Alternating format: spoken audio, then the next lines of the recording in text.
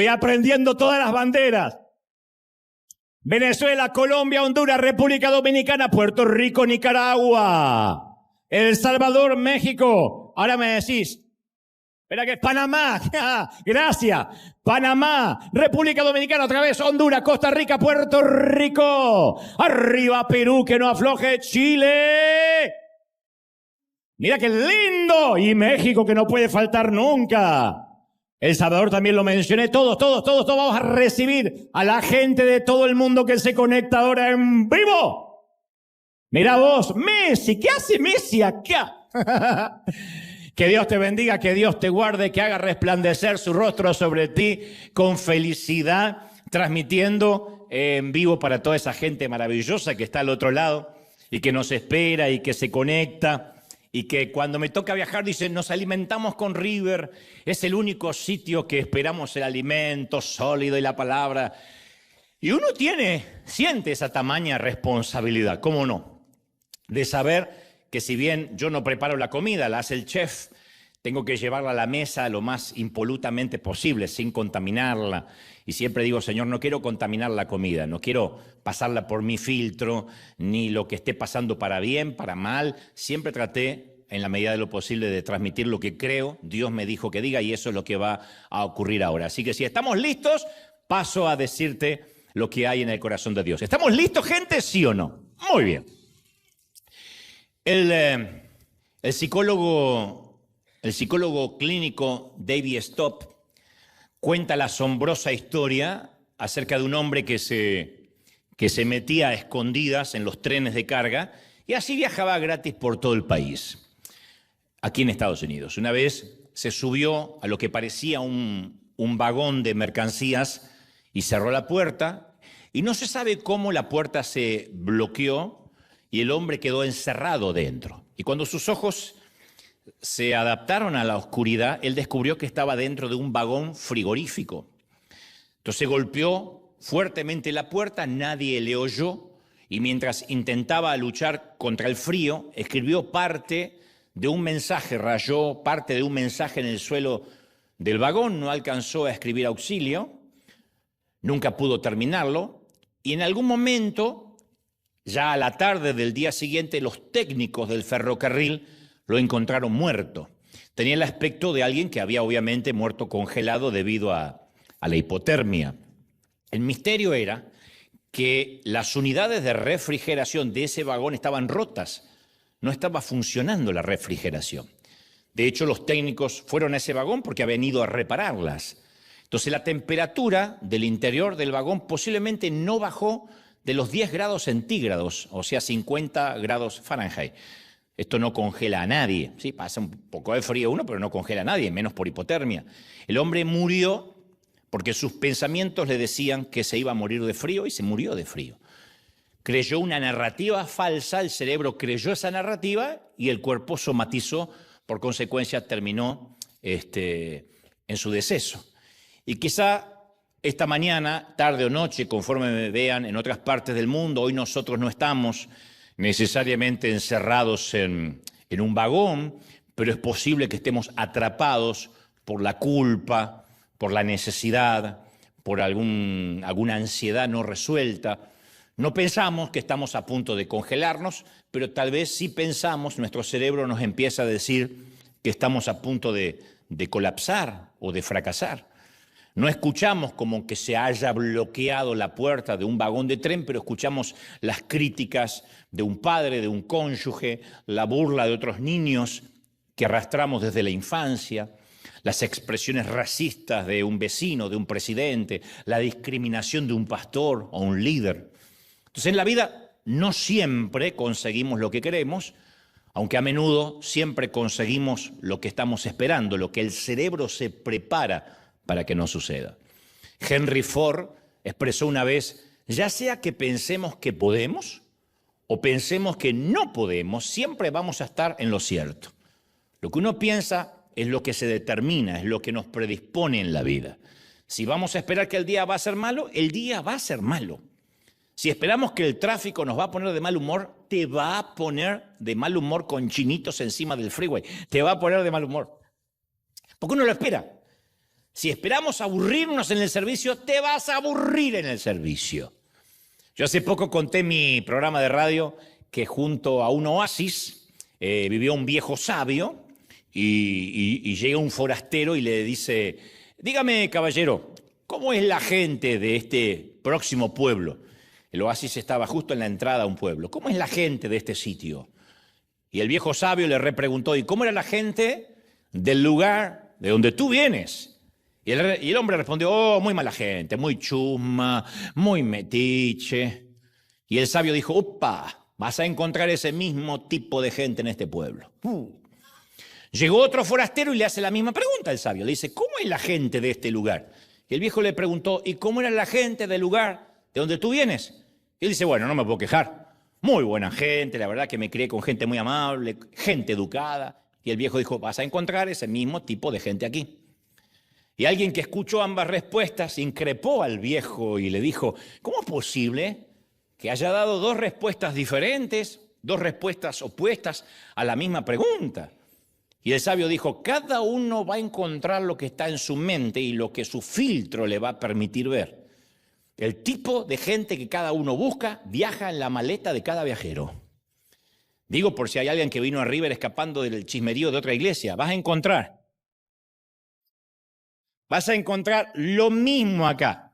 No sé si peor todavía. Porque hay gente que dice, oh, vengo de aquel lado porque no sabes, allá había unas divisiones, acá también.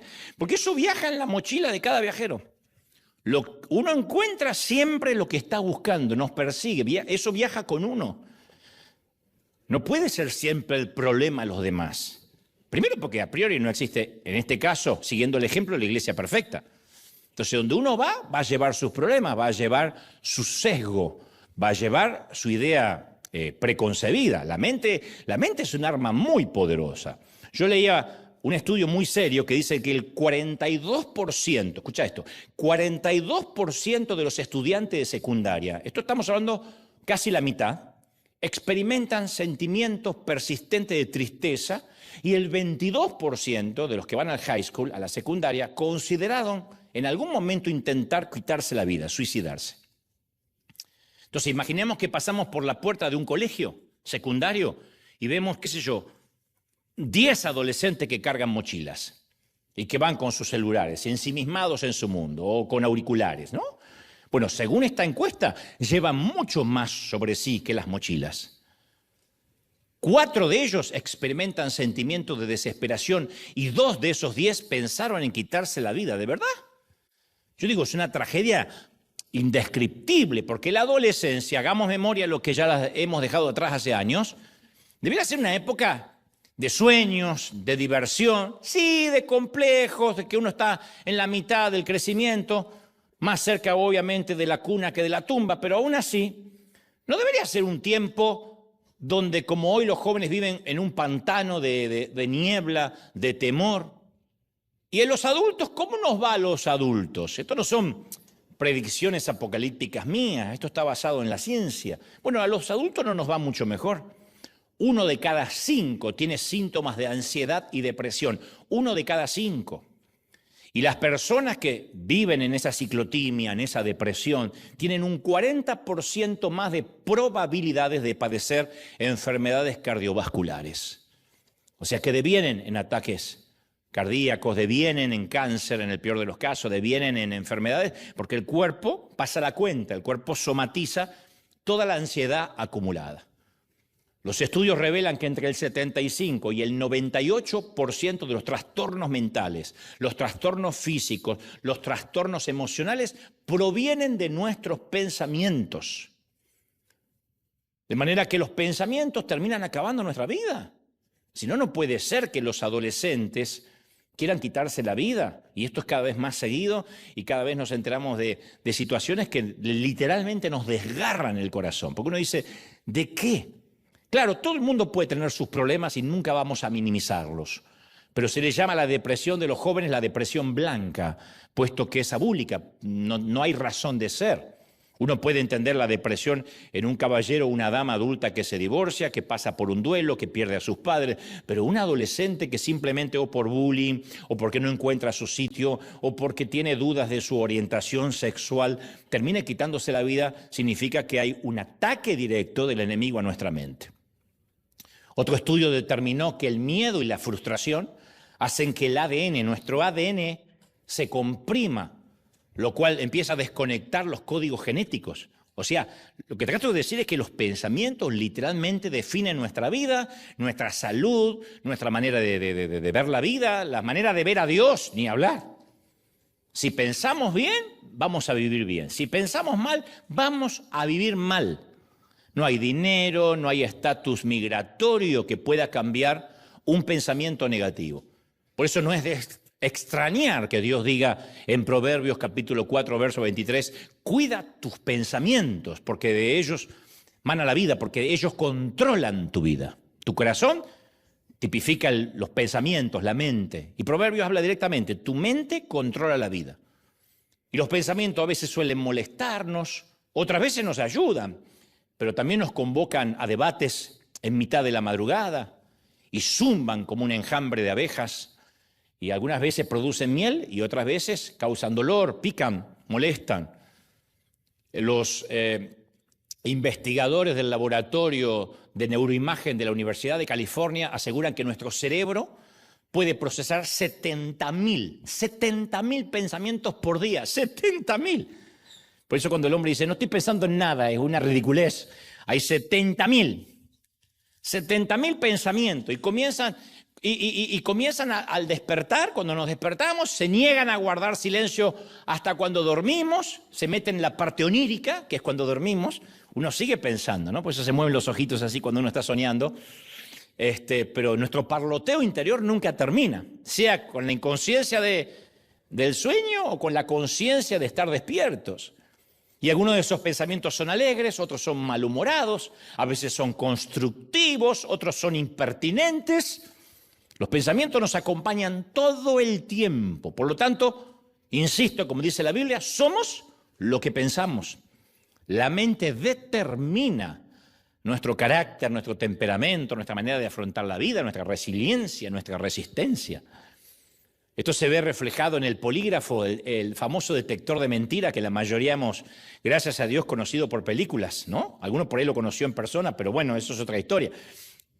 El polígrafo mide las manifestaciones físicas de los pensamientos, en definitiva. Es una prueba donde el aparato mide desde la temperatura de las manos hasta la frecuencia respiratoria de la persona, y el investigador que lleva a cargo la comprobación nos va a preguntar si estuvimos en determinado lugar en cierto momento. Y si mentimos, nuestro cuerpo dice la verdad. Nuestras manos o se enfriarán o la respiración se acelerará, no por lo que estamos diciendo, sino por lo que estamos pensando. O sea, la mente está capacitada para la verdad. Y cuando nosotros mentimos o cuando nosotros nos salimos de ese riel, la mente empieza a tener como una suerte de cortocircuito. La neurociencia dice que nosotros tenemos, yo lo he hablado muchas veces, neuroplasticidad, es decir, la capacidad de transformar nuestra manera de pensar.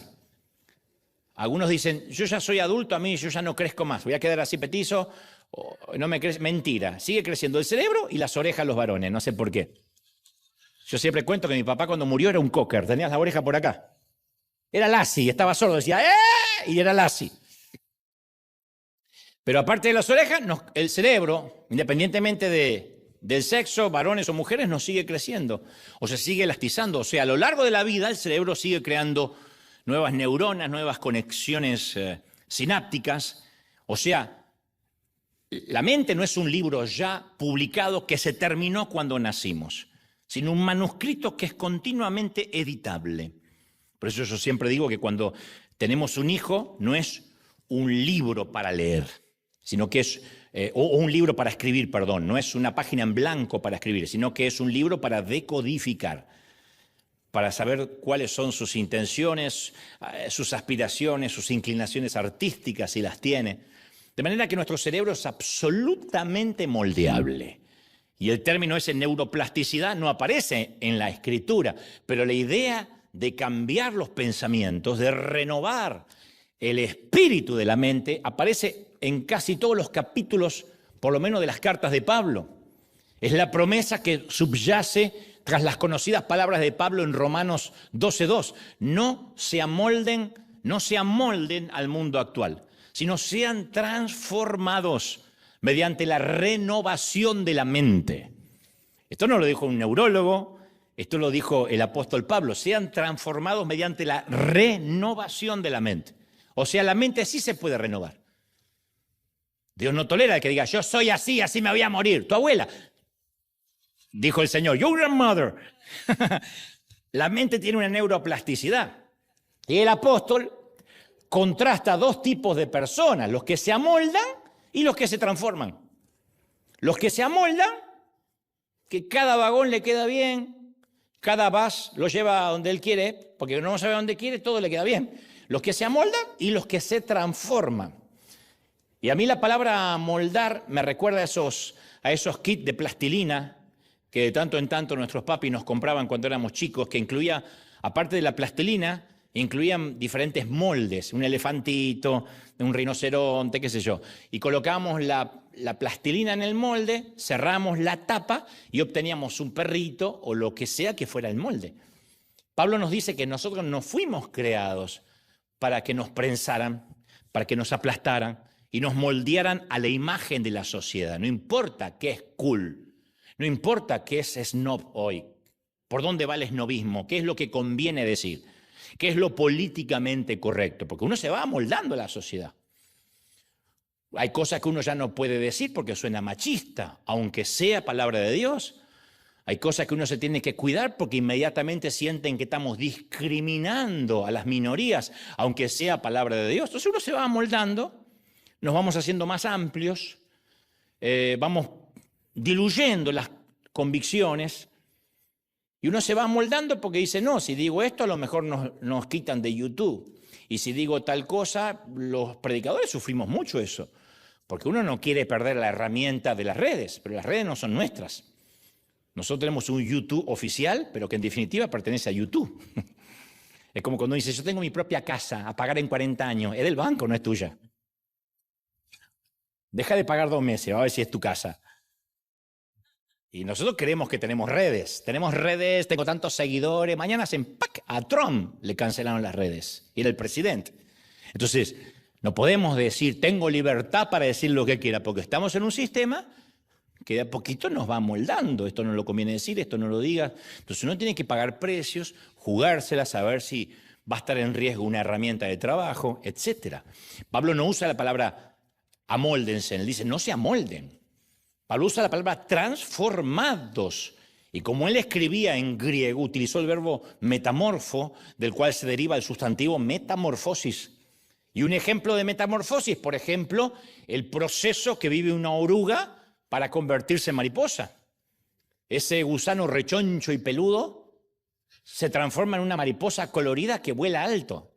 Cuando era chico a mí se me dio también por tener una caja así de gusanos que se transformarían en mariposas. Yo quería ver el cambio, pero no podía entender cómo, porque mi mamá coleccionaba mariposas muertas, no vivas. Viven un día las mariposas, para los que no sabían. 24 horas, menos de lo que debería vivir una suegra, pero vive 24 horas. Hace un chiste. Ah, pobre, siempre cobra la pobre mariposa. Pero bueno, yo no podía entender cómo la mariposa, viste que tiene esas alas magníficas, tiene un cuerpito chiquitito. Y antes de eso es un gusano, es un hispano promedio. ¿Qué pasó? Y de pronto se hace un capullo y no sé qué le pasa a ese cuerpo, pero se reduce y sale mariposón el tipo. Bueno, ¿cómo puede ser? Bueno, sale mariposa, mariposo. Sale mariposo, qué sé yo. Hasta ayer era... yo abría el cajón y veía los gusanos así. Al otro día sale... Y dice, ¿qué le pasó? ¿Qué pasó dentro de ese capullo? Bueno, y Dios nos promete una transformación aún mayor. Dios promete reorientar nuestros patrones de pensamiento, reordenar nuestros circuitos sinápticos, modificar nuestra salud, brindarnos una nueva forma de pensar. Dios lo promete. Ahora bien, a la práctica, porque a mí me gusta siempre plantear la patología e inmediatamente la terapia, para que no nos vayamos solo con información. ¿Cómo dejamos de ser una oruga que se arrastra con pensamientos tóxicos para poder empezar a volar en alas del espíritu? ¿Cómo uno hace ese cambio? Porque uno a veces dice, caramba, cuanto más viejo, más vieja, me pongo más intransigente, mi mente se cierra más. Yo lo he visto en mis padres, en mis abuelos, que dejaron de aprender. Esos son los analfabetos del siglo XXI, los que no quieren reaprender nada. Y a veces Dios los respeta mucho porque dice, Él no coloca vino nuevo en odres viejos. De manera que el vino nuevo puede romper el odre. Hay gente que Dios permite que se vayan al cielo así, creyendo lo que creen, porque no están listos para una nueva revelación. Cuando hablo de nueva revelación no hablo de una herejía, hablo de un redescubrimiento de lo básico. Así como yo siempre cuento que mi pastor de mi infancia decía, Dios odia la batería y la guitarra eléctrica, son de Satanás. Nunca Dios creyó necesario darle una revelación de que eso no era correcto. A él no le gustaba la música esa y pensaba que a Dios tampoco. De manera que yo creo que cuando llegó al cielo se llevó una sorpresa porque Dios habrá puesto una banda de rock para recibirlo. Entonces hay cosas que tienen que ver con la religión, tienen que ver con el dogma, donde Dios dice, ¿para qué le voy a poner un vino nuevo a una persona que no quiere cambiar? Ahora, yo tengo temor de volverme así. Yo no quiero volverme un tipo intransigente, alguien que se arrastre como oruga y se pierda la bendición de estar en alas del Espíritu. Entonces, ¿qué decisión debemos tomar para facilitar la transformación de nuestra mente? Está bien, la hace Dios, pero ¿qué podemos hacer nosotros para que haya un cambio de mente? Los que están cansados de estar depresivos, deprimidos, que los pensamientos los bombardeen. Si uno busca en Internet gestión del pensamiento, en Internet vamos a encontrar una plétora de respuestas. Esto no es algo nuevo, no es un sufrimiento, o un padecimiento patrimonio de los cristianos, de todo el mundo. Hay charlas TED, hay podcasts, hay blogs, hay libros que analizan la meditación, la estimulación magnética transcraneal.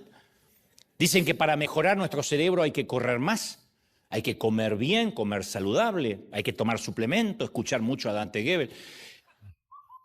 Bueno, eso lo acabo de agregar yo, pero está bueno. Está bueno. Ahora, yo no busco desacreditar esos tratamientos. Una buena alimentación ayuda a la salud. Dios quiere que nos alimentemos bien, cuidar el templo del espíritu.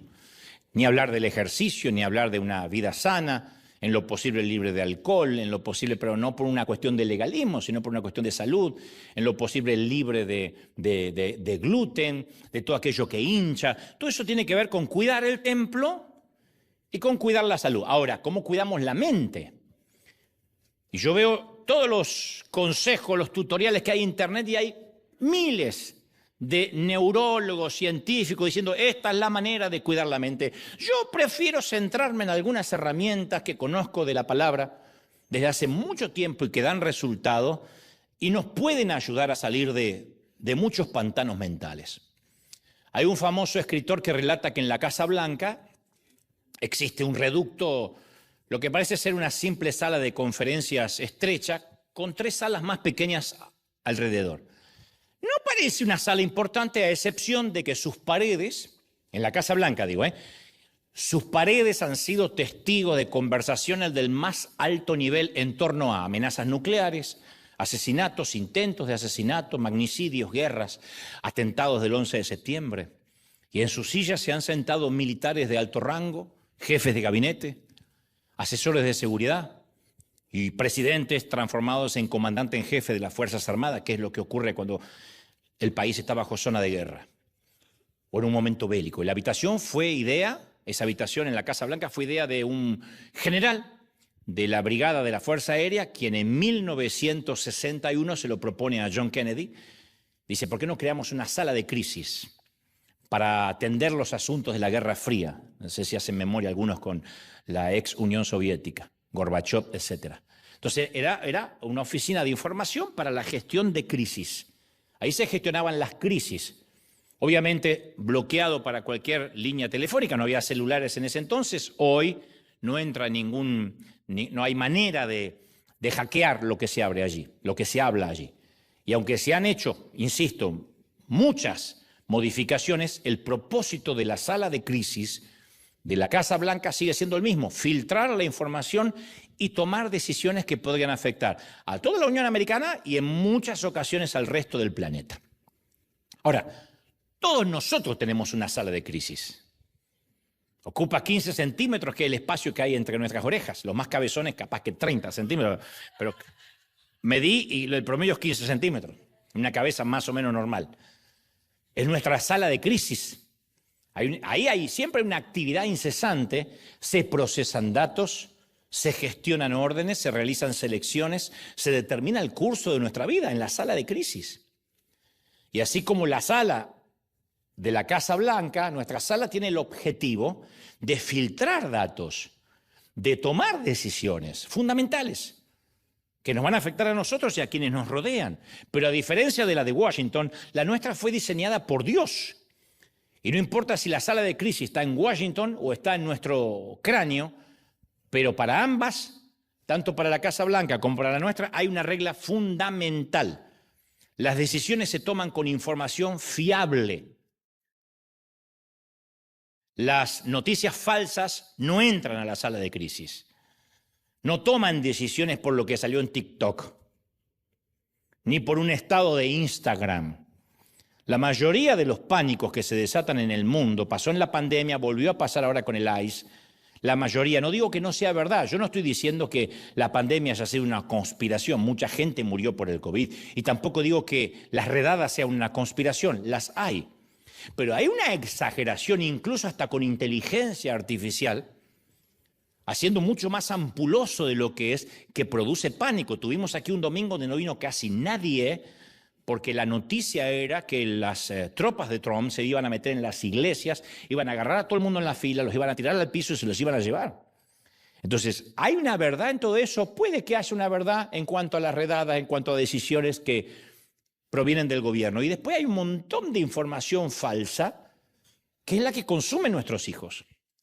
Nuestros hijos no se informan por CNN ni por Fox, ni por noticieros mundiales, ni por la ABC, ni la CBS. Nuestros hijos se informan por TikTok y te sostienen debates y discusiones porque lo vieron en Instagram y dicen en Internet que ya hay extraterrestres entre nosotros. Yo creo que la abuela es una. Pero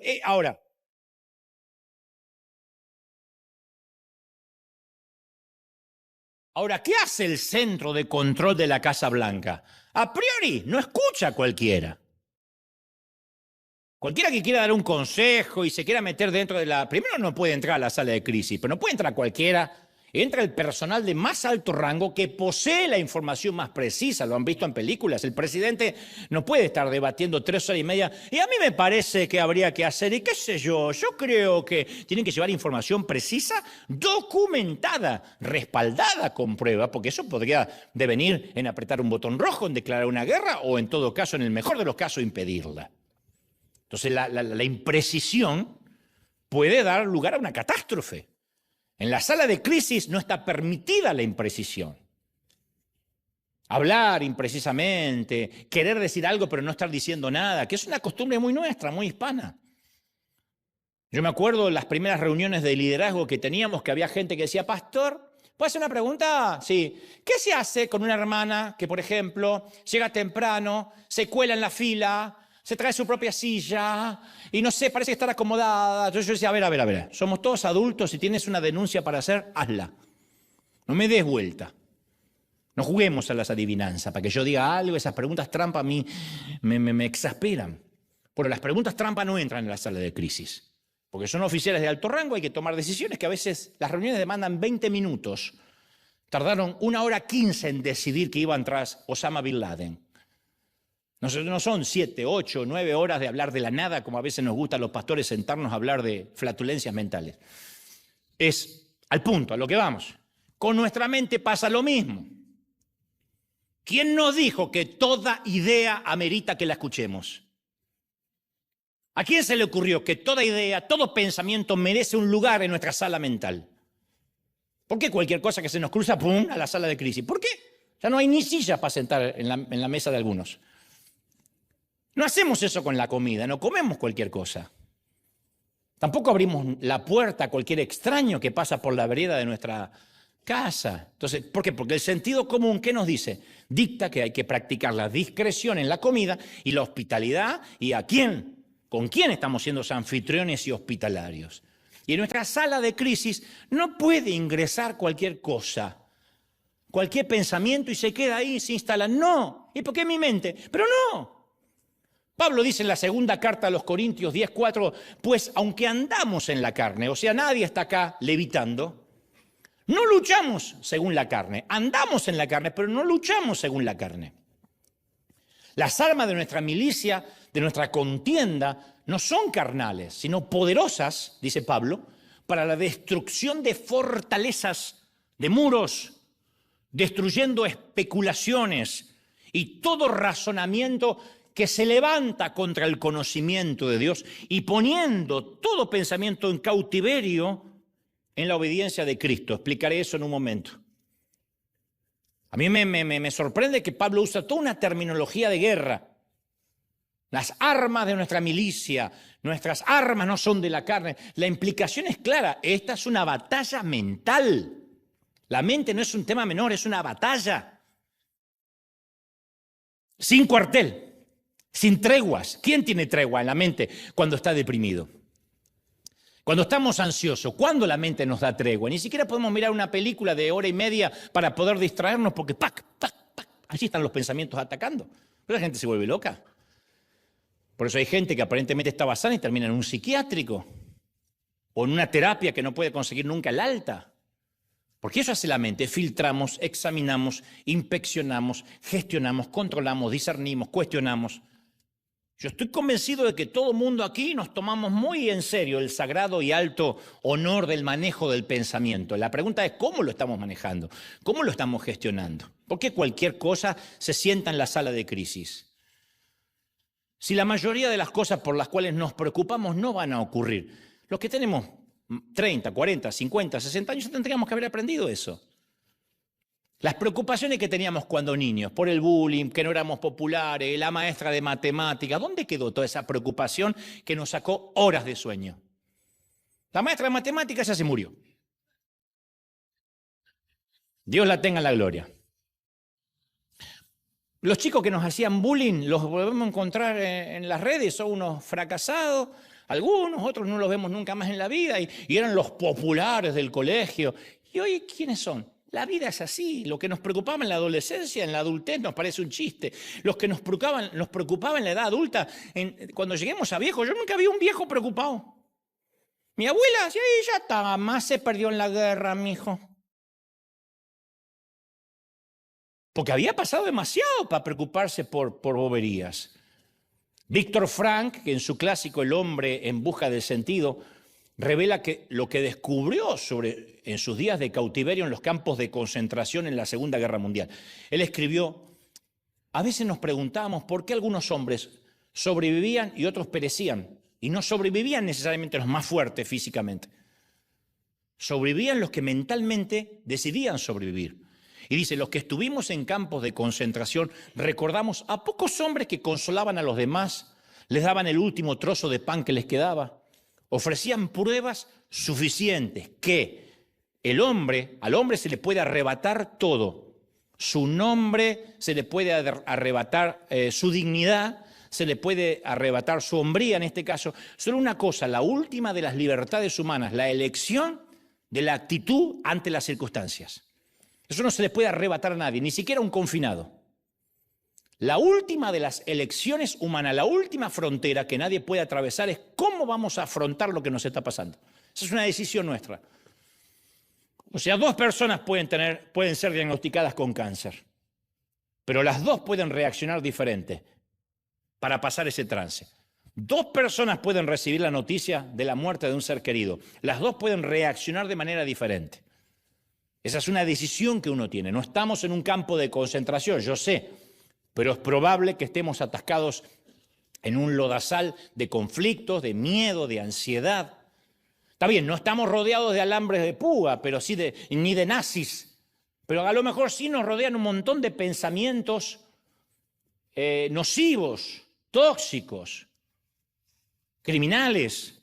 Entonces nuestra principal tarea es vigilar la mente. Si logramos eso, la hicimos. Uno puede ser el controlador aéreo de su propio aeropuerto mental y decidir a qué pensamiento le vamos a dar pista y a cuáles no le vamos a dar pista. Ese es el principio de la sabiduría. Elegir qué pensar. Viene la ansiedad, atento, ansiedad tratando de aterrizar. Sí, ansiedad, permiso para aterrizar, denegado, punto. Atento, viene remordimiento por la derecha, aproximación a la pista, remordimiento, permiso para aterrizar, denegado. Viene inseguridad, permiso para aterrizar, denegado. Mi suegra, permiso para aterrizar. Tenía que poner el chiste, si no, no era yo. La mayoría de nosotros no está consciente del diálogo interno que se desarrolla en nuestra mente todos los días. Hay gente que dice, bueno, yo no soy muy inteligente, yo no soy de mucho pensar, le damos mente a todo, independientemente de la preparación académica de cada quien. Mi papá le daba mente a todo y en varias ocasiones intentó quitarse la vida y no tenía ni cuarto grado de la escuela primaria, así que no tiene nada que ver la preparación académica. No es que el que le da mente a los problemas es el universitario, cualquiera. Porque fuimos entrenados para pensar como pensamos. Nuestro filtro de cómo pensamos, nuestro sesgo, es el resultado de heridas, de influencia, de remordimientos, de traumas reiterados que nos formaron a pensar de esa manera. La mayoría de nuestros pensamientos no tienen un origen válido. Entonces, ¿cuál es la tarea cuando uno llega a la presencia del Señor? Identificar esas mentiras para que, como dice Salomón, llegue la temporada de arrancar y volver a plantar. Yo estaba leyendo la historia de una pareja que sintieron amor a primera vista con una casa que estaba a muy buen precio. Aplicaron, el precio era justo, el momento era el adecuado para comprar, así que compraron la casa hasta que llegaron los problemas al mes y medio. Ambos comenzaron a tener dolores en las articulaciones, a él le dolía la cabeza, los músculos, tenían 30 años y se sentían de 80. Lo que no sabían es que la casa estaba llena de moho. Y cada vez que se abría una pared o se retiraba un panel, había innumerables partículas de moho que se liberaban en el aire y algunas iban a parar a sus pulmones. Entonces estaban continuamente durante la noche inhalando toxinas. Y el moho dio lugar a la enfermedad de Lyme o de Lyme, que es una infección bacteriana transmitida a los humanos por la picadura de garrapatas infectadas. Y como es lógico, se mudaron de inmediato, no les importó nada. Ahora, ¿no existirá la posibilidad de que estemos haciendo lo mismo? Capaz que no inhalando moho, pero albergando pensamientos tóxicos toda la noche, paralizantes, incapacitantes toda la noche, cincelando quiénes somos en Cristo. Porque los problemas nuestros que a lo mejor no están dentro de las paredes de la casa, sino en el mundo de nuestro cerebro, en nuestra sala de crisis. La sala de crisis está continuamente trabajando, y lo que es peor, con gente que no se debería sentar así, ahí. Que no tienen información para sentarse ahí, ni rango para hablar. Y nosotros escuchando a todo el mundo, a la comadre, al otro, a mi mamá, a mí esto que me dijo, que no me dijo. ¿Tienen la autoridad para sentarnos en la sala de crisis, sentarse en la sala de crisis? Entonces los pensamientos no válidos son como esas partículas de moho que no se ven y al igual que el moho nos pueden arruinar la vida. Por eso yo digo, si dominamos la mente hasta tenemos buena salud. Hasta vamos a tener buena salud. Porque controlamos nuestro peso, controlamos la gestión del dinero, controlamos el largo del cabello, controlamos el tiempo. ¿Y por qué no controlamos los pensamientos? Porque algunos son como caballos desbocados. Como te dije, generamos 70.000 pensamientos al día. Y según el programa de bienestar de la clínica de Cleveland, el 80% de nuestros pensamientos son negativos. Y con el pasar de los años y las décadas, cada vez son más negativos al punto que quiere llevar al suicidio. El enemigo que siempre fue abortista desde que se lo conoce. Que quiso matar a Moisés, que quiso matar a Jesús cuando el pequeño, quiere matar a nuestros hijos. Es porque el 80% de nuestros pensamientos son negativos y la tristeza supera la felicidad en una proporción de 5-1. Vivimos inhalando mental. Los medios no ayudan, el streaming no ayuda. Nos vamos como, no quiero decir mimetizando, amoldando o cauterizando la mente. Entonces, como hay que ver Netflix y como hay que ver HBO o Prime o Hulu o Disney o lo que sea que veamos, nos tragamos toda la basura, como hablamos una vez, y tragamos un 1% de caca en medio de 99% de entretenimiento. Pero nadie toleraría eso en su plato de comida. Nadie diría, ay, no se preocupe, son 2% de excremento, señora. El resto es pupusa. Nadie. ¿Pero qué hacemos? Y me estoy mirando una serie, pero esa serie no dice al principio violencia, escenas de sexo, violencia verbal, incesto, pedofilia. Y bueno, sí, pero todas tienen algo. Es mental. Y ya hablamos de esto. Uno va repitiendo los viejos surcos mentales que se abren camino a través de la materia gris. Y nuestro cerebro está diseñado para buscar patrones y para crear vías neuronales, para ayudarnos a seguir pensando en lo que ya estábamos pensando y hacer las cosas que ya estábamos haciendo. Entonces, nos criamos en un hogar disfuncional, para nosotros esa es la familia, para nosotros el padre es un machista golpeador o gritador, la mujer es la que se queda en la cocina y no habla, y repetimos esos patrones y encima vemos o consumimos contenidos que remarcan esos surcos. Por eso es tan difícil crear nuevos patrones de pensamiento. La mayoría de la gente de mi país, voy a hablar de Argentina, especialmente el periodismo, detesta la palabra pastor. Uno tiene que decir soy narco y a lo mejor te respetan un poco. Yo invito a muchos artistas y antes de aceptar preguntan, ¿pero este tipo no es pastor? Como diciendo, ¿no es un delincuente? Diferente a cómo se puede ver un pastor acá en este país. Y siempre les aclaramos que no. Le digo, no, yo soy un simple orador, un mensajero, un cartero. Funjo de pastor, pero no es que yo nací y le dijeron a mi mamá, ¡opa! Acaba de tener un pastor, señora. No. Hoy me toca hacer esto, mañana me toca hacer otra cosa. A mí un título no me define. Y todo esto se debe a que toda esa gente en mi país tuvieron una experiencia desagradable con ciertos pastores. Eso dejó una huella en el inconsciente colectivo y extrapolaron el comportamiento de un pequeño grupo de pastores canallas a todos los demás. Pastor le saca la plata a la gente. Pastor, un sinvergüenza. Pastor vive de los diezmos y vive de vacaciones. Dejaron que una mentira se asentaran en sus mundos mentales.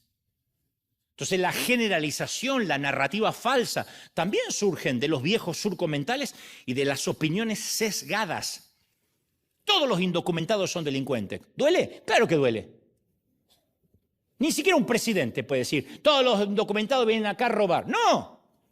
¿Cuánta gente vino acá a trabajar, a parar la olla, como decía mi papá, a darle dignidad a sus hijos? ¿Vienen de los otros? También. Pero ¿cuántos ciudadanos hay también delincuentes? Los argentinos son todos orgullosos. ¿Somos campeones del mundo? Sí. La mayoría lo hicimos bien. Sí. Los políticos son todos corruptos. No.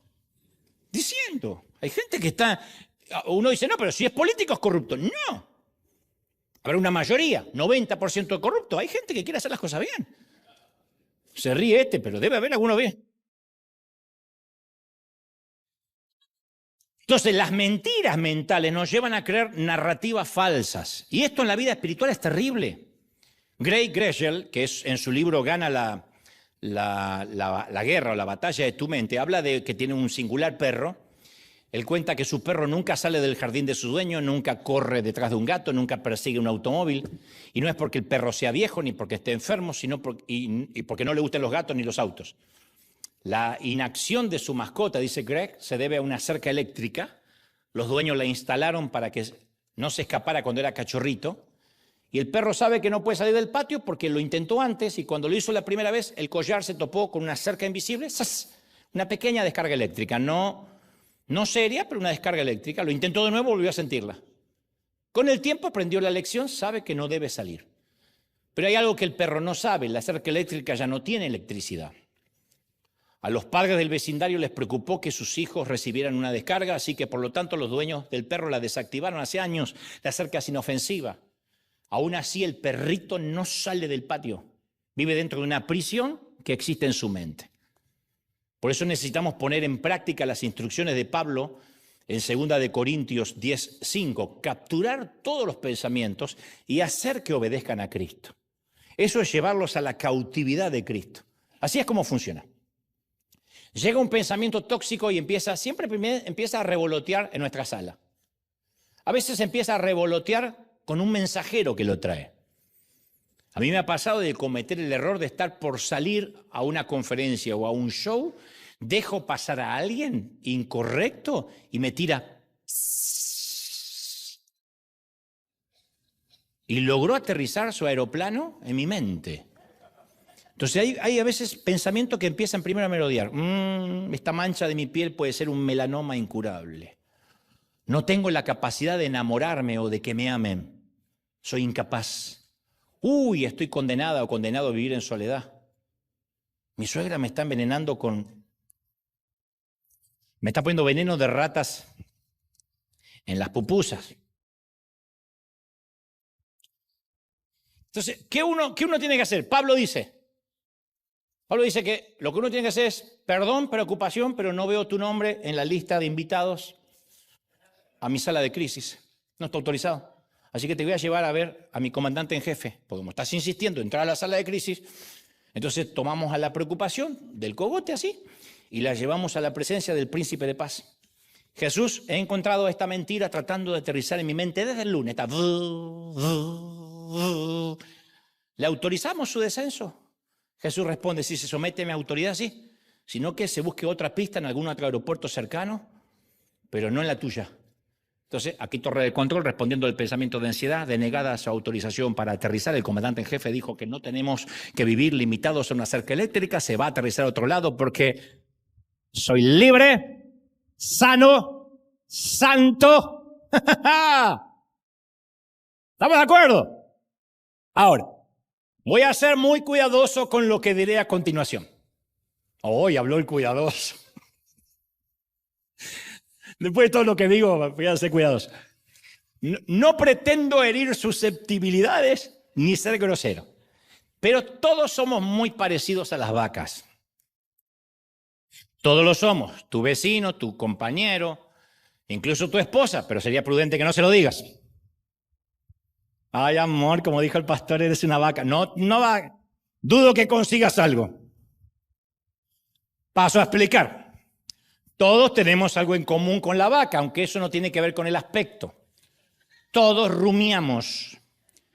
Yo no sé si alguna vez te detuviste cuando pasaste por un campo a ver qué hace una vaca en un pastizal y por qué la vaca parece estática. Pasas, regresas 6 horas después y la misma vaca, si no la arrearon, sigue ahí. Porque está viviendo o experimentando la rumia, que es el bolo alimenticio, el alimento que es parcialmente digerido. La vaca la mastica, la traga, se regurgita, se vuelve a masticar, se vuelve a tragar y se vuelve a regurgitar. En palabras simples, como si volviera lo que comió a la boca y lo vuelve a tragar. Lo hace todo el tiempo, la vaca tiene esa capacidad.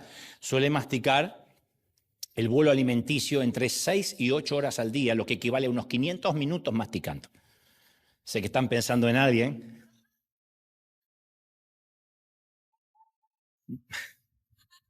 Mastican, tragan, vuelven a llevarlo a la boca, mastican, tragan, vuelven a llevarlo a la boca una y otra vez. Las vacas rumian, nosotros también. Ellas rumian el bolo alimenticio, nosotros los pensamientos. Pensamos de nuevo, nos vamos a la cama para pensar. Consideramos, nos despertamos en la madrugada para reconsiderar, volvemos a considerar por la mañana. Reflexionamos de vuelta, volvemos a pensar y lo hablamos con amigos que nos hacen cavilar, meditar, deliberar, evaluar. Nos obsesiamos y rumiamos y rumiamos. Y hay gente que está aquí, puedo verla y está así.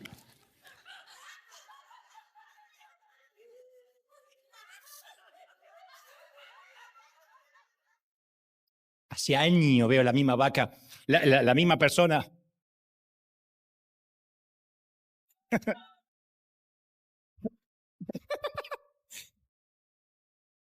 ¿Por qué? Porque somos seres pensantes. No está mal. El tema es que los ganaderos sostienen que un bolo alimenticio sano hace que una vaca sea sana, tenga un pelaje brillante, dé buena leche, tenga músculos robustos.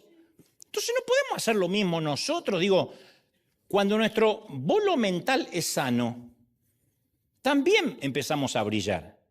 ¿Quién dijo esto? Esto lo dijo un especialista del dominio del pensamiento hace muchos años, a la carta a los Romanos, capítulo 8, versículo 5, dijo, los que están dominados, dijo Pablo, por la naturaleza pecaminosa, piensan, rumian todo el día en cosas pecaminosas.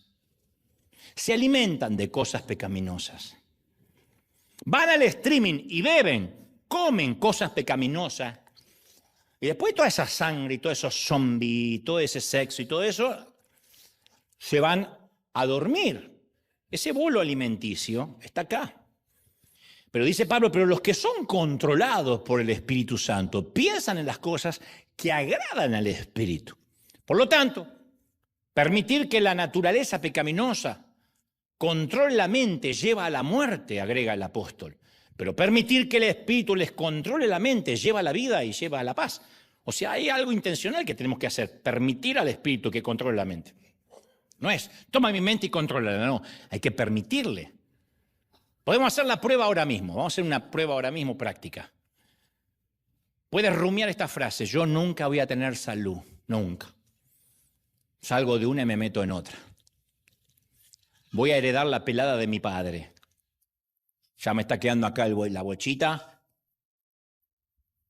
No me dura ninguna pareja, a mí no me aguanta nadie. Quiero que te lleves a rumiar eso toda la semana. Vas a ver cómo te van a pagar. Son como un bolo alimenticio pútrido. Por el contrario, si empezamos a rumiar pensamientos como este, vamos a ver cómo te sientes. Dios tiene el control. La vida no es fácil. No me tocó bailar con la más linda en la vida, pero Dios es bueno y me va a ayudar. Somos lo que pensamos. Primera de Corintios 2:16 dice que tenemos la mente de Cristo. Ahora, yo sé lo que estás pensando. Y si tengo la mente de Cristo, ¿y por qué sigo debatiéndome con la culpa, con la preocupación? ¿Por qué sigo rumiando la ansiedad?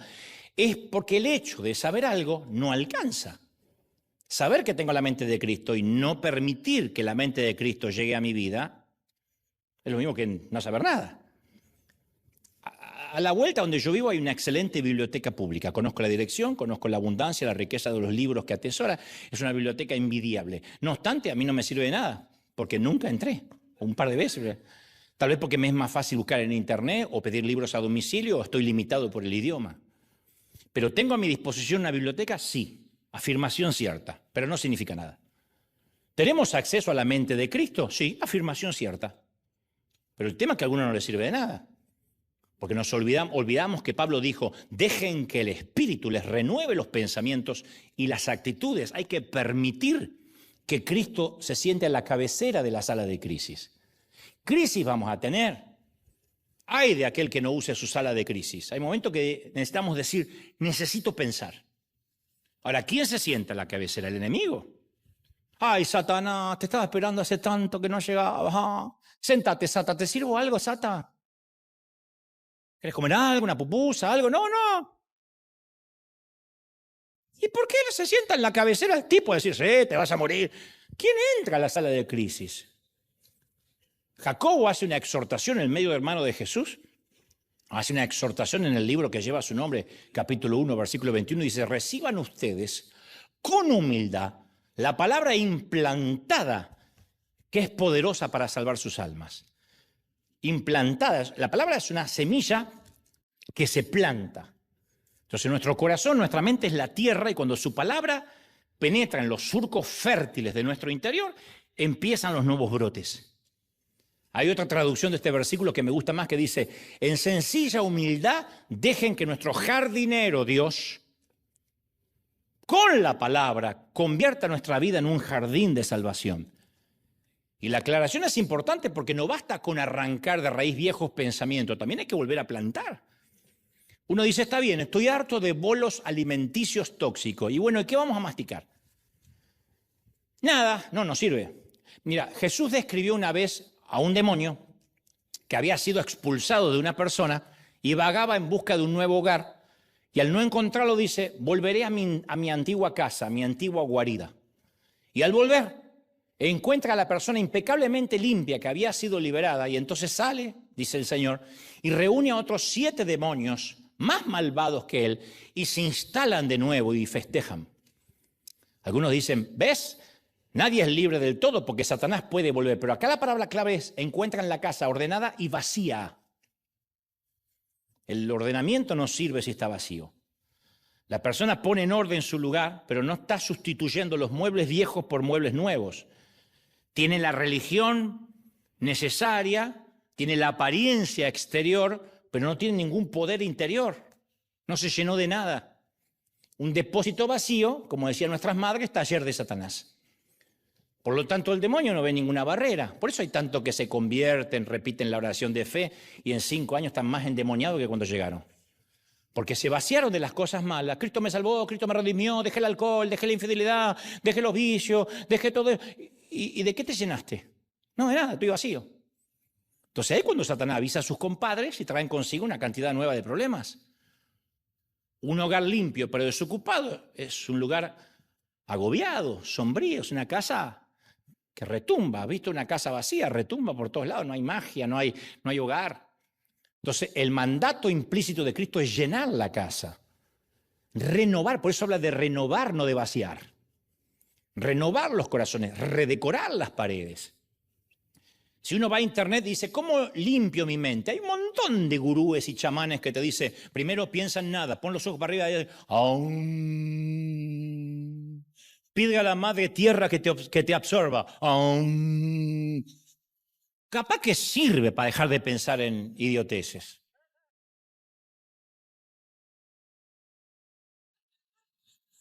Pero después, ¿de qué la vamos a llenar? ¿De qué se llena? Cuando uno sale, no sabes qué livianito que volví, y volvemos con los saumerios. ¿Y de qué la llenamos la mente? Entonces, la meditación bíblica va más allá de vaciar la mente. La Escritura define la meditación como el acto de llenar la mente, que se asemeja a lo que hace un rumiante cuando llena el estómago de hierba, lo mastica, lo regurgita y lo mastica otra vez.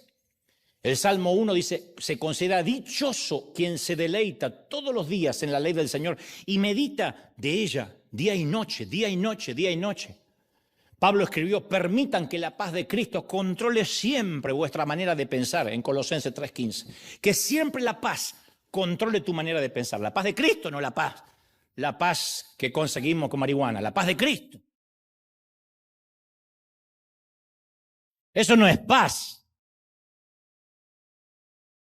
Entonces, ¿cómo una persona puede lograr que la paz y no el caos domine sus pensamientos? Bueno, la respuesta aparece en el versículo siguiente. Dice que la palabra de Cristo habite en ustedes con toda sabiduría, enseñándoles, amonestándolos unos al otro. Que la palabra no dice que hay que llevar la Biblia bajo el brazo. Asegúrate que cuando el pastor predique, la abra y todos repitan y todos lean. Dice que ella domine tu mente. ¿Cuánta gente que la Biblia domina su sobaco? Nada más. Y la mente la tienen lejos de Cristo. Entonces, la escritura asimilada es un nutriente para nuestro interior. Si yo tengo acá una galletita y mientras que la tenga en la mano es una galletita y la parto en 2 es una galletita, la parto en 4 es una galletita partida. Cuando la meto dentro mío, se transforma en bolo alimenticio. Y luego un nutriente y después ya no hay galletita, es parte de Dante Gebel. Entonces, cuando la palabra la asimilamos, ya deja de ser una palabra escrita, un horóscopo, a ver qué me dice Dios hoy, sino que forma parte de mi dinámica de vida. Dice Juan 8:32, conoceréis la verdad y la verdad os hará libres.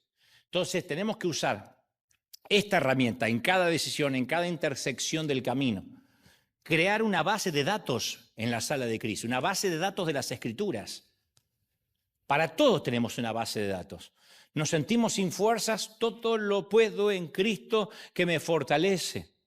Sentimos que estamos atravesando un duelo que no vamos a poder salir. Cuando pases por las aguas no te anegarán, cuando pases por el fuego no te quemarás, ni la llama arderá en ti. Porque yo, Jehová, soy quien te sostiene de tu mano derecha y te dice, no temas, yo te ayudo. Tenemos una base de datos. No hay forma de decir, bueno, de esto Dios no habló, de todos hay una base de datos.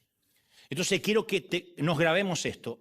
El Padre tiene una agenda y es transformarnos a la imagen de Jesús. Esa metamorfosis comienza cuando uno acepta a Cristo en el corazón. Es una metamorfosis. El decidir ser orugas y gusanos toda la vida es nuestra decisión. Andar arrastrándonos toda la vida así son nada más que gusanos convertidos. Poder volar en alas del Espíritu es permitir a Dios la metamorfosis. Entonces, ¿qué quiere Dios? Que pensemos como Jesús pensaba, que escuchemos como Jesús escuchaba, que viajemos como Jesús viajaba, que tengamos compasión como Jesús tenía. Dios se comprometió a rehacernos, cambiando aquí el mother, cambiando el centro de gestión. No hay otra forma. La doctrina no nos va a cambiar. Ahora me he visto diferente, ahora mis faldas son largas. Eso no cambia el corazón de nadie. En todo caso, el corazón decide después cambiar la falda. Pero la falda nunca decide cambiar un corazón. Nunca una doctrina, nunca una santa cena todos los meses, nunca el pasar al altar va a hacer que cambiemos acá. Esto es lo que hay que cambiar. Nuestro cerebro contiene 88.000 millones de células nerviosas llamadas neuronas. Si sirve de algo, representa el 0,2% de 37 billones de células de nuestro cuerpo. Y dentro de esos 86.000 millones de neuronas hay una estructura llamada microtúbulos,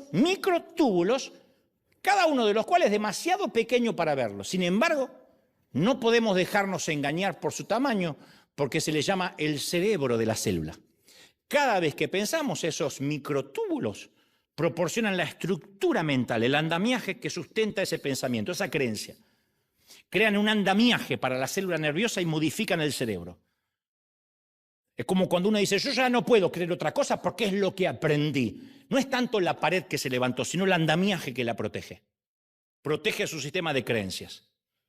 Y a donde va a encontrar lo que está buscando, como la historia de los forasteros que le consultaron al viejo del oasis. Hay gente que dice, en la iglesia hay mucho chusmerío. A donde vaya va a encontrar doñas Florindas, porque el chismerío viaja en su mochila mental. ¿Te gustaría saber cuánto demora un microtúbulo en crear un nuevo andamiaje para nuestro cerebro? 10 minutos. 10 minutos es lo que tardamos en darle pista de aterrizaje en nuestra mente, a un mal o a un buen pensamiento. 10 minutos. Como decía Billy Graham, un pájaro puede revolotear por nuestra cabeza todo lo que quiera, el problema es dejarle hacer nido. Cuando ese pensamiento aterriza se necesitan 10 minutos. Estamos a solo 10 minutos de renovarnos o de seguirnos amargados. 10 minutos. Entonces Dios todo el tiempo quiere darnos nuevos pensamientos que remodelen nuestra manera de pensar. Entonces, ¿para qué confiar en las palabras de un ser humano cuando podemos confiar en las palabras de nuestro Hacedor? ¿Por qué? ¿Qué piensas de esto? ¿Qué me dices? ¿Apruebas esto? ¿Por qué hay que pedir aprobación a la gente cuando la aprobación puede venir de Dios? ¿Por qué sentar en la cabecera de la sala de crisis a los medios de comunicación cuando podemos escuchar qué nos dice quien resucitó de los muertos? Así es como funciona. No me aumentaron el salario, no me salen los papeles. Entonces la tendencia es asumir lo peor. En cualquier momento mi vida se me va a derrumbar tal como la conozco. ¿Qué hace la verdad de Dios? Como los cazabombarderos, como los aviones caza, sale a contrarrestar la mentira. Inmediatamente. Apenas hay un avión secuestrado por el terrorismo, aparecen los aviones de la Fuerza Aérea. Y se ponen al lado y le ordena que inmediatamente desista o lo derriban. Eso es lo que hace la verdad con la mentira. Entonces tú dices, no me aumentaron el salario, no me salen los papeles. Y entonces viene el pensamiento de Dios. Pero aún así, mi vida siempre estuvo en manos de Dios. A Él no se le escapa nada, entonces sabe cómo proveerme y mi futuro está en las manos de Dios. Se acabó. Se derribó. ¿No? Parece algo infantil, pero caramba que no lo es. Si no, el otro pensamiento se instala ahí. El apóstol Pablo escribió, por lo demás, hermano, todo lo que es verdadero, lo honesto, lo justo, lo amable, todo lo que es de buen nombre, si tiene virtud alguna, en esto pensad. Él habla de seleccionar arbitraria e intencionalmente los pensamientos. No es que, y deje que cualquier cosa en la mente, después va sacando la basura a la noche. No se puede sacar la basura a la noche. La mente no se puede reciclar, no se puede sacar la basura como hacemos cuando hay algo que da olor en la casa. Nos olvidamos de sacar la basura. Cuando acá empieza a dar olor, es tarde. Pablo dice que nuestros pensamientos moldean las vidas y la psicología moderna desarrolló toda una disciplina llamada terapia cognitiva del comportamiento, que está basada en la Biblia, pero es un avance científico relativamente moderno que revela que todos los problemas del ser humano, desde desórdenes alimenticios, relaciones tóxicas, adicciones, ansiedad, depresión, tienen las raíces en patrones incorrectos del pensamiento. Y yo digo siempre, cuando la Biblia y la psicología coinciden, a mí me dan ganas de saber más. La vida que tenemos es un reflejo de cómo pensamos. Y lo que pensamos determina qué vamos a llegar a ser. Dios nos hizo así. Dios dijo, acá les pongo un cerebro para que piensen, para que gestionen, para que decidan. Lo que la ciencia está demostrando hoy es lo que dijo Salomón hace 3000 años en Proverbios 23:7, porque ¿cuál es su pensamiento en su corazón? Tal es. No dice, según cómo se vista, más o menos uno puede discernir qué persona es. Cuánto dinero tenga en el banco, si tiene estatus migratorio, según en qué país haya nacido. Él dice, tal como piensa, ese es. Yo lo comprobé. Conocí un montón de gente miserable, rata para pensar, que lo único que tienen son millones en el banco. El dinero no le pudo cambiar la manera de pensar, son miserables. Se manejan en la vida miserablemente. Y conocí gente que nunca pudo tener un ahorro en su vida y que son inmensamente ricos en su manera de vivir. Y no por el despilfarro, sino por que viven a partir del agradecimiento. Tal es la mente, tal es como uno es. Por eso hoy tenemos que preguntarnos, ¿me gusta la dirección a la cual se están dirigiendo mis pensamientos, a donde me están llevando?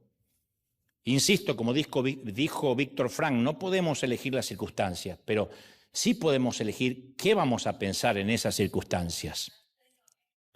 Esta mañana falleció la mamá de un amigo mío, me enteré cuando venía para acá, y entonces le grababa un audio y le decía, mira, mi viejo, él debe tener 60 años, le digo, el sentimiento de orfandad, te lo digo por experiencia, uno lo siente a los 50, a los 40, uno piensa que huérfano uno es a los 8 años. Cuando mamá o papi se van, hayan sido buenos o malos papi, uno siente, me quedé solo. Entonces le digo, no se puede cambiar eso, tu mami ya no está. Pero, no obstante, puedes decidir cómo atravesar este duelo, mostrándote estoico, llorando como un hombre, llora, todo lo tiene que llorar. Regálale tus lacrimales a mami y luego te paras ante la vida diciendo, hay que continuar. Nada nuevo hay bajo el sol, todo es vanidad. No obstante, me paro sabiendo de que ahora no me voy a destruir ni quedar debajo de una manta. Ahora hay que seguir. Saber esto es gestionar la crisis. El capitán Gerald Coffey lo logró.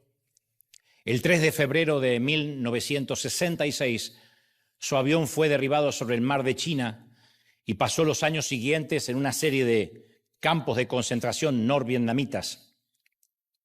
Lo torturaron, lo estiraron con cuerdas, pasó días de dolor, vivió con un brazo fracturado sin jamás recibir tratamiento. Pasó años aislado, lejos de su familia, lejos de su país, pero decidió gestionar la crisis.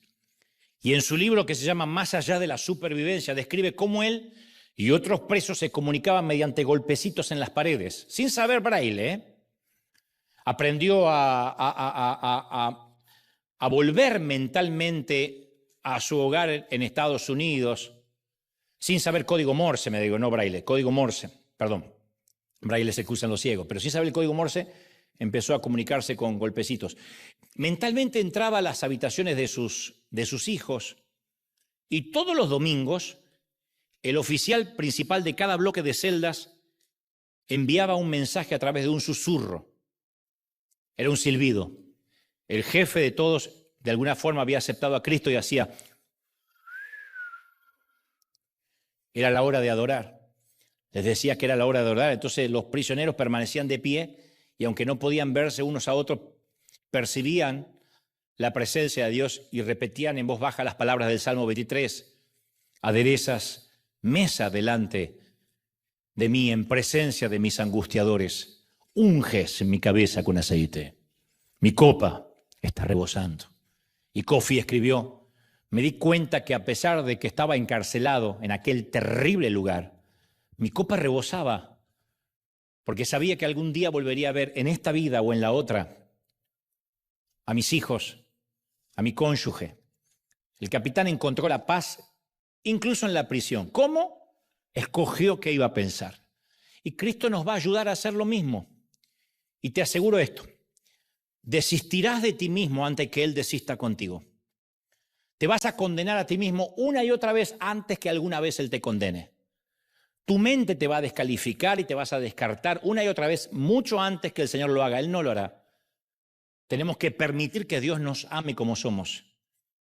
Yo ahora mismo puedo ver los rostros de gente y puedo decir, algunos están rumiando problemas y eso te tiene agotado, demasiado agotado.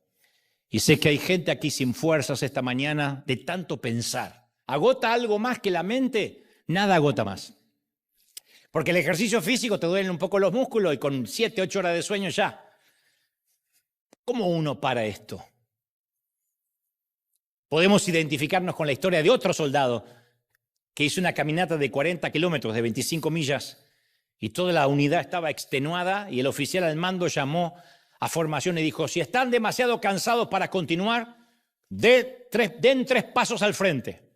Y toda la unidad dio 3 pasos, excepto un soldado que se quedó así débil y pálido, y se quedó paradito, a punto de desplomarse por el peso de su mochila. Y el comandante se le acercó y le dice, hijo, el país y el ejército están orgullosos de ti. Y el soldado dice, yo no sé por qué, porque estoy tan cansado que no puedo dar 3 pasos. Así que, querido soldado cristiano, querido oficial cansado, les hablo a los que no pueden dar ni 3 pasos. No a los que no resisten una vuelta más, a los que ahora no pueden dar 3 pasos. Hazte un favor, ingresa a la sala de crisis, no esta, la tuya. Siéntate con tu comandante en jefe en las Fuerzas Armadas, con tu oficial a cargo, y consúltale acerca de los aviones terroristas que han pedido pista para aterrizar en tu mente estas semanas. Y vas a ver que te va a decir ansiedad, acceso denegado para aterrizar. Confianza en que yo, tu Dios, está al control, aterrizaje autorizado, permiso para rumiar palabras de vida hasta formar un nuevo surco de fe.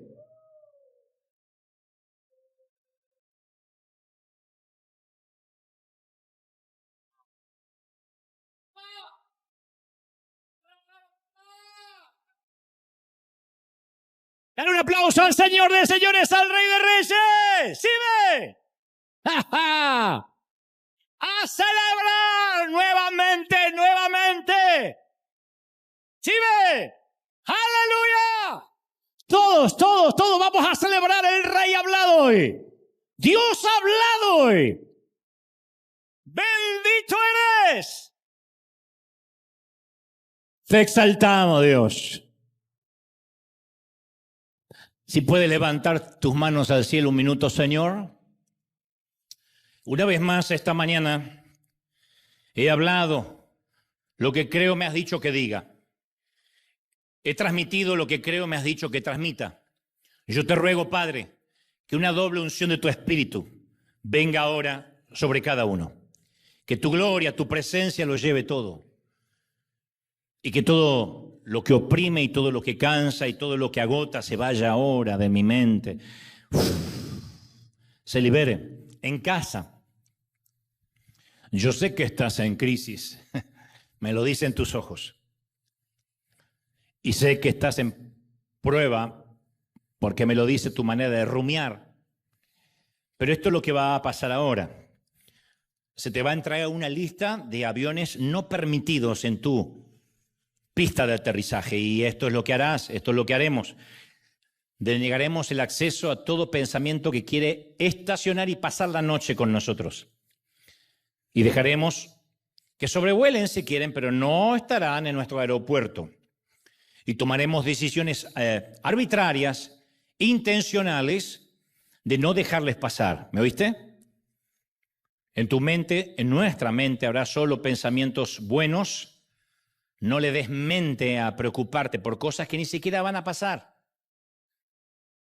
Yo sé que tengo más años que algunos. Y te aseguro, he vivido lo suficiente como para decir la mayoría de las cosas no ocurrirán. Digo, de las que te preocupan. Porque pensamientos de bien tengo para ti y no de mal. Porque cosas buenas he pensado para ti en casa. Aquí vamos a tomar unos minutos para cantar un momento más, para sentir a Cristo, para adorar. Mientras tanto, en casa, Dios te bendiga, Dios te guarde. Cuida tu mente, porque de Él mana la vida. Nos vemos pronto en alguna vuelta de la vida o la semana que viene.